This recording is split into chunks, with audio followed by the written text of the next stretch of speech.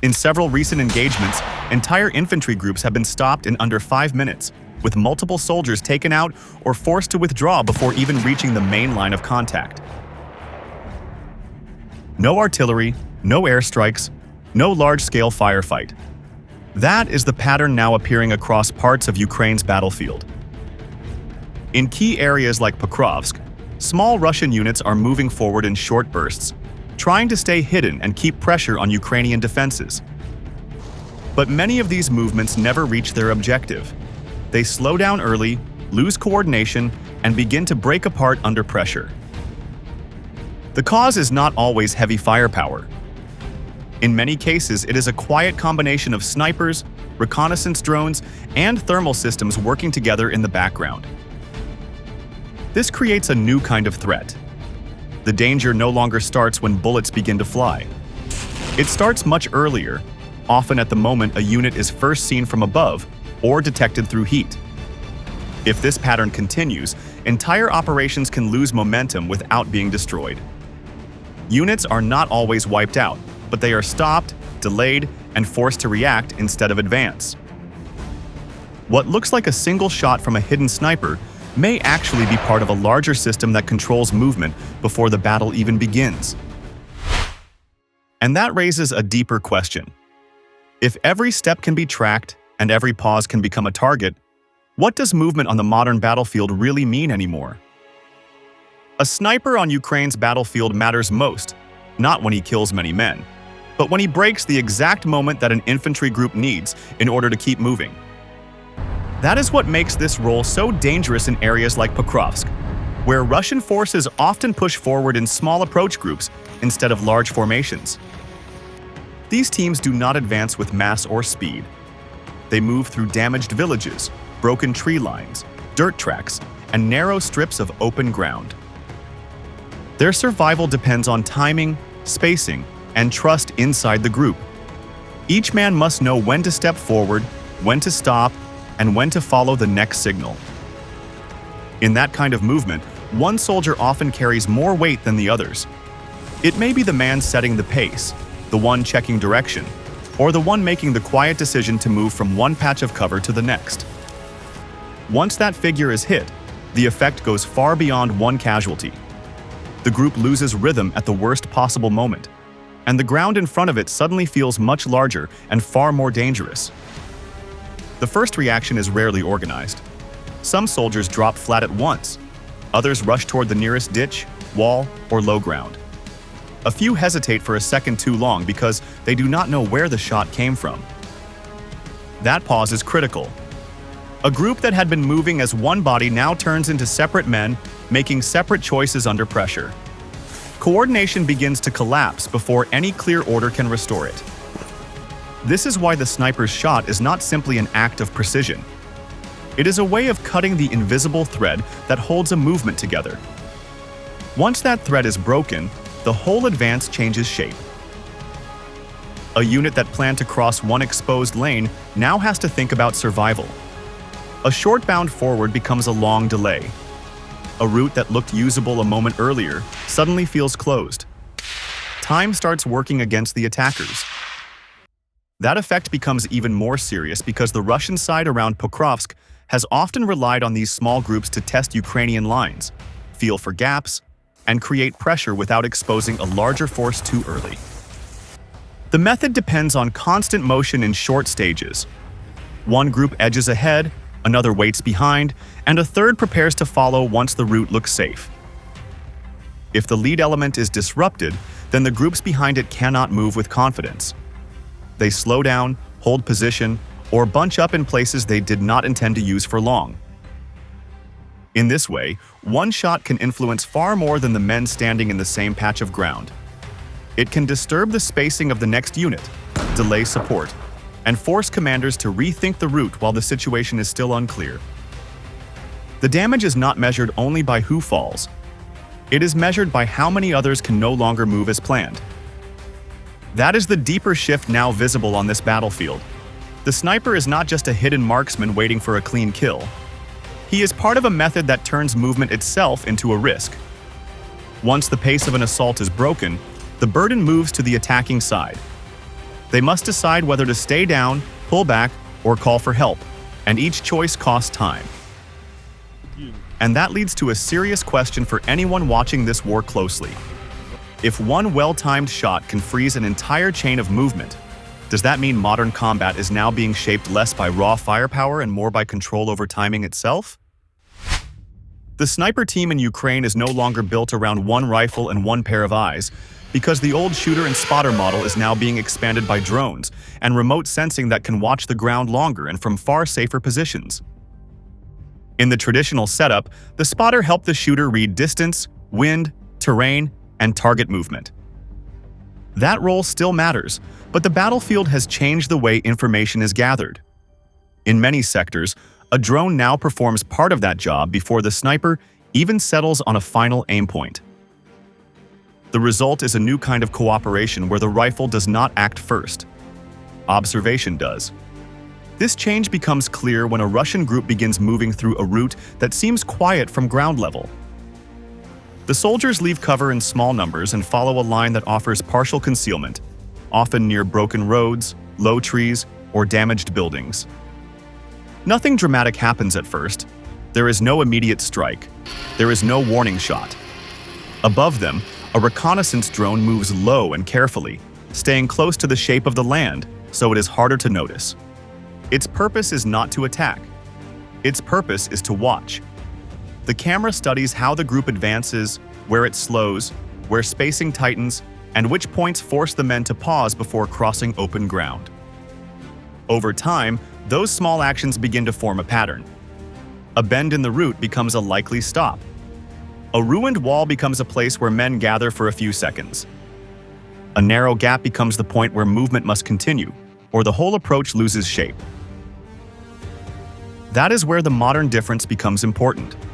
The sniper is no longer waiting for a random opportunity through a scope and hoping the right target appears. The shot is prepared around behavior that has already been observed and measured. What looks uncertain to the unit on the ground has already become readable from above. The drone turns movement into something that can be tracked in sequence, and that gives the sniper a stronger advantage than vision alone. This also changes the timing of the engagement. The drone keeps watching until the group reaches a point where options become limited. The men are not fired on while they still have many paths. They are allowed to keep moving until the route narrows, the pace settles, and the next step becomes easier to predict. Only then does the sniper become the active part of the system. That sequence matters because it removes much of the guesswork. The shooter already knows where the group is likely to stop and who is likely to move first. The drone has already shown which soldier checks direction, which one signals the next bound, and which point in the route creates the most exposure. By the time the rifle speaks, the battlefield has already been shaped by quiet surveillance. This is why the drone is not replacing the sniper, but extending the sniper's reach in a different way. One controls the view from above. The other delivers the moment of interruption on the ground. That is the deeper shift now unfolding in Ukraine. The battlefield is no longer shaped only by who sees farther through a scope. It is shaped by who can turn repeated human movement into a pattern, and then use that pattern at the right moment. So here is the real question.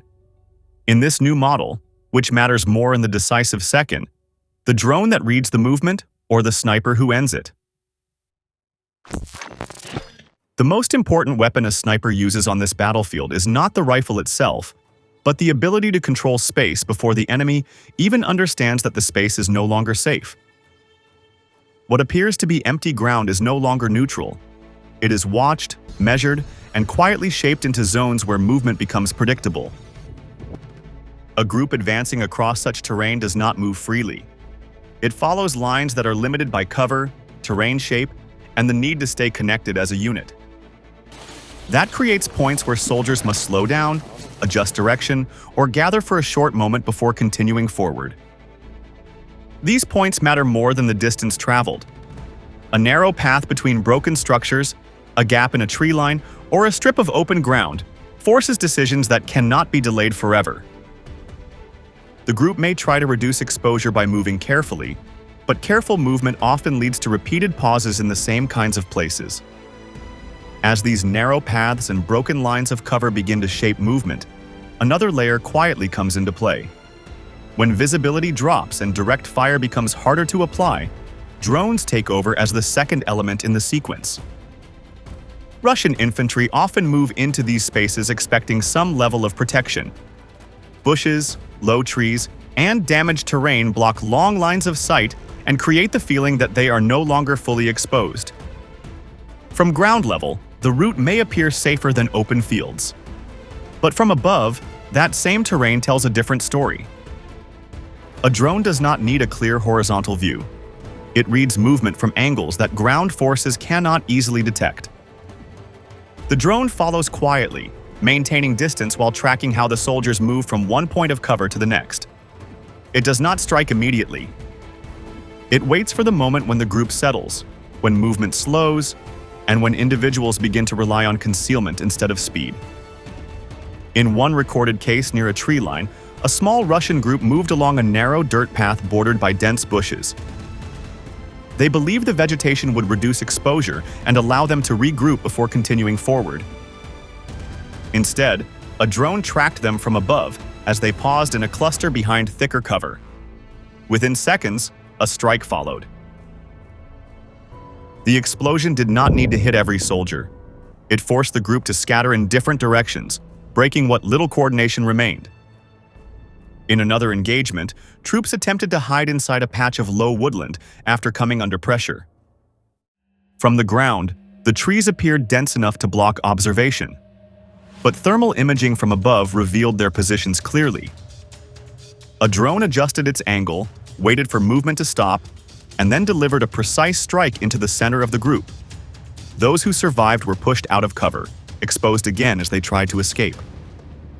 A third situation unfolded near a damaged structure surrounded by overgrown vegetation. Several soldiers took shelter behind debris and bushes, believing the irregular terrain would protect them from further contact. The drone did not rush. It circled, confirmed positions, and observed how the group distributed itself. When one soldier moved to signal the next step, the strike came at that exact moment. The blast forced the rest to abandon cover and run, turning what felt like a safe position into another point of exposure. When visibility is limited on the ground, the battle does not stop. It shifts upward. And once a drone becomes part of that space, every hiding place can quickly become a marked target. On today's battlefield in Ukraine, the sniper is no longer only the one who hunts. He is also being hunted at the same time, and that changes every second of how he moves, waits, fires, and survives. The danger comes from above, from heat, and from the enemy's own search teams. Drones now cover large parts of the front.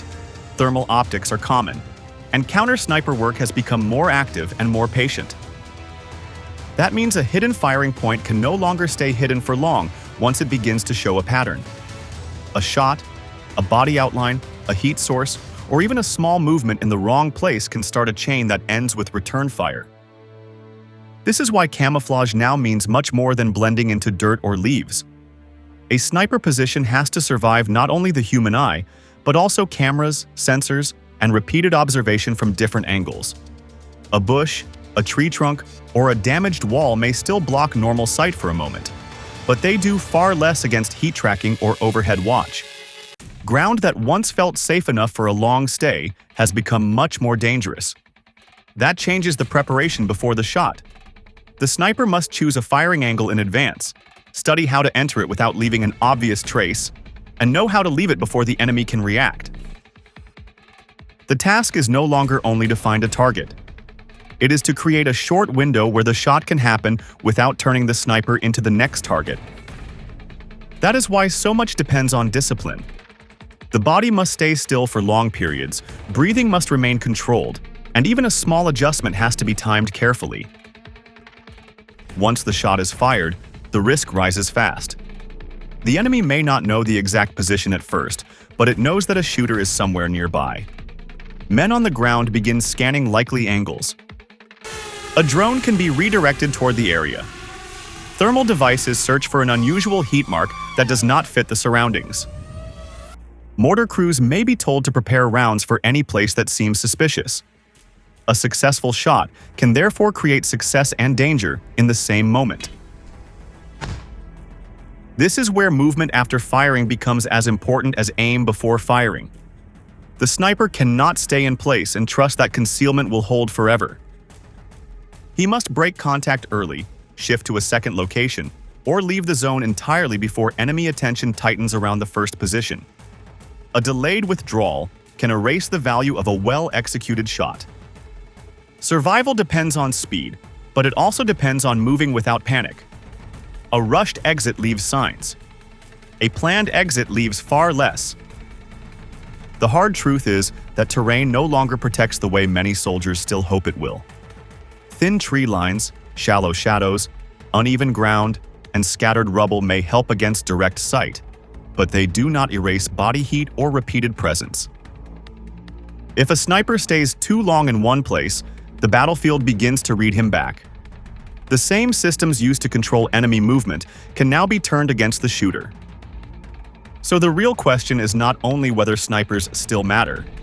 The real question is whether any sniper can keep his edge in a battlefield where hiding has become one of the hardest skills to preserve.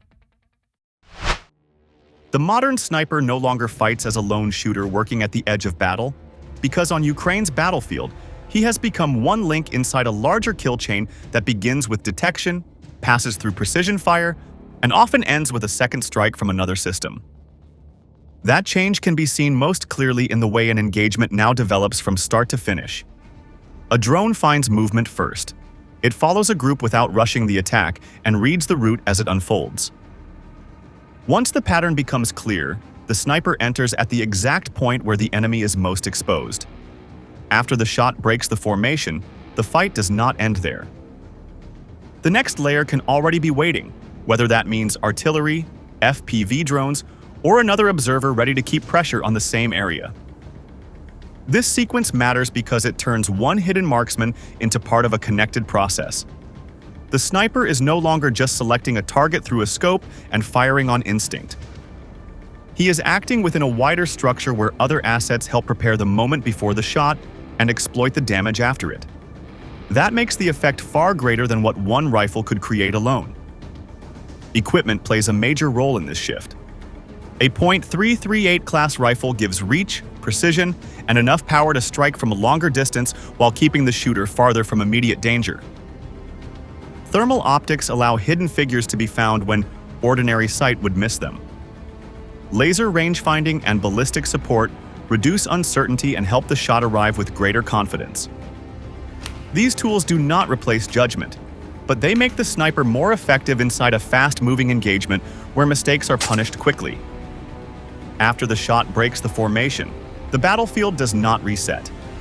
It accelerates into the next phase, and that phase is often driven by systems that are already waiting for the exact moment of disruption.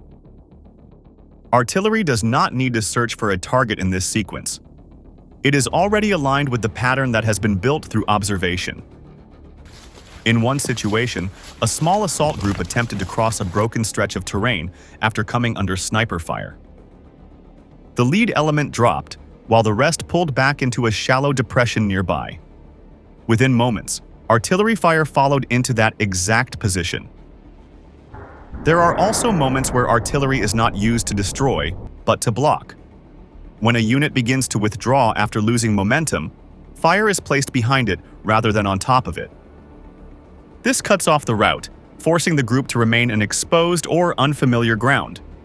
Under that pressure, movement slows again, and the cycle repeats. What makes this system effective is not the power of any single element, but the sequence that connects them. A sniper breaks timing. Artillery removes the chance to recover. This creates a battlefield where actions are no longer isolated.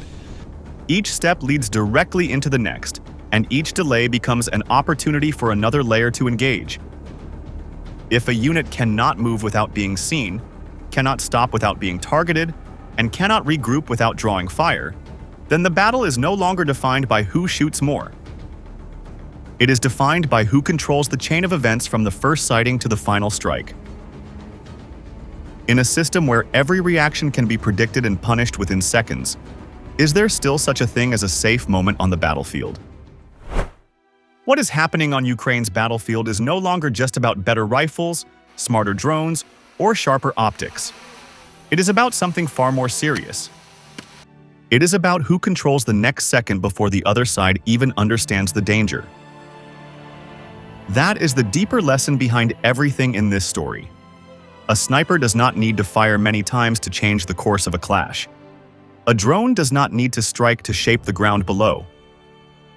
That is why the sniper has not vanished from modern war. The role has changed. It is now more connected, and far more tied to a wider kill chain that begins with detection and ends with disruption. The real power is no longer only in firepower. It is in timing, coordination, and the ability to turn one weak moment into a wider breakdown. If this pattern continues, then the next stage of war may belong to the side that reads movement first, predicts behavior faster, and strikes at the exact second when confusion begins. But that also leaves a dangerous open question. Can any army still move safely once the battlefield starts watching every step in real time? Drop your thoughts in the comments, because this shift may be changing war faster than many people realize. If this breakdown was useful, like, share, and subscribe to Military Force for more serious battlefield analysis.